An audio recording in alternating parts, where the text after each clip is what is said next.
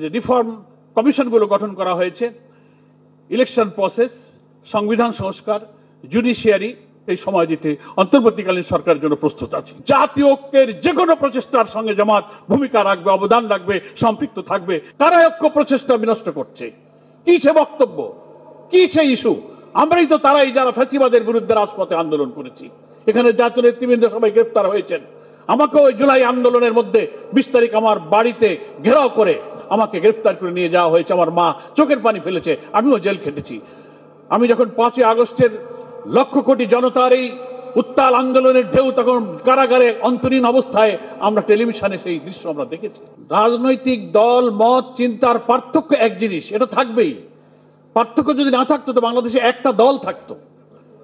দলের যেহেতু ভিন্নতা, মতেরও ভিন্নতা, কিন্তু জাতীয় কমন ইস্যুতে, জাতীয় ঐক্যের ব্যাপারে আমাদের মধ্যে কিন্তু অনেক সময় আমরা হীনমন্যতা দেখি। যখন আমি দেখি যে দেশের কমন ইস্যুতে আমার ঐক্যমত হতে গেলে আমার যদি কিছু ছাড় দিতে হয়, আমাকে কিছু মতের স্যাক্রিফাইস করতে হয়, সেখানে আমরা ছাড় দিতে রাজি নই। বহু গুরুত্বপূর্ণ বিষয়ে এই সকল মত, রাজনীতিতে আমার একমত হওয়া জরুরি নয়, কিন্তু জাতির কমন ইস্যুতে আমরা অনেক ঐক্যমত হতে পারি না।